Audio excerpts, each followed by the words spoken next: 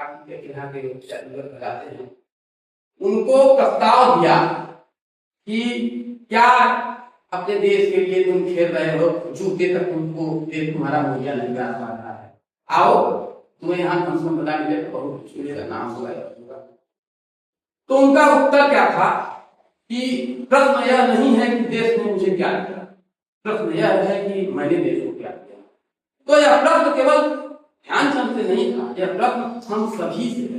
हम सभी अपने आप से प्रश्न करें, कोई किसी से प्रश्न करे, हम सभी अपने आप से। क्या यहाँ जो लोग आए हैं, चूंकि उनके लिए सारी बातें हम कर रहे हैं, तो हम यहाँ से जाने के बाद क्या करेंगे? कार्यक्रम में आए, कार्यक्रम चले गए, फिर कार्यक्रम कहीं होगा, सूचना मिलेगा, आ जाएंगे, क्या कुछ नहीं करना है हमको? तो नहीं, कम से कम यहाँ के लिए जो आए हैं संकल्पित करके जाए कि नहीं, हम हमारे ऊपर इस कार्यक्रम का अस्थायी प्रभाव रखना चाहिए।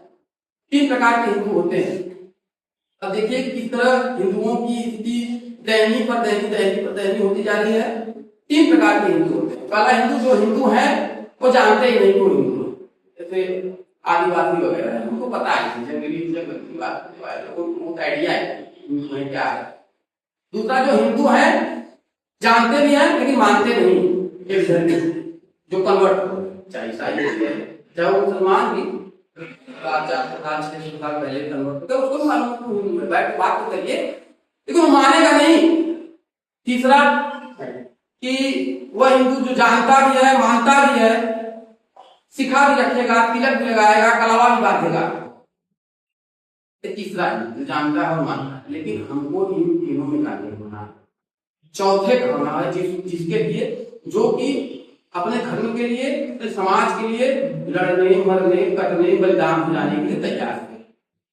हम किसके वंशज हैं? बच्चे की क्या है, हम राणा के वंशज हैं, हम शिवाजी के वंशज हैं, लेकिन के जो उनका गुण था वह हमें आया क्या? जो उनका वीरत्व था वह हमें आया क्या? नहीं आया। तो होना बहुत जरूरी है। यह जान लीजिए, जैसे मैंने चर्चा किया कि सिर्फ देश नहीं बढ़ रहे हैं, हम सब रोज बढ़ रहे हैं।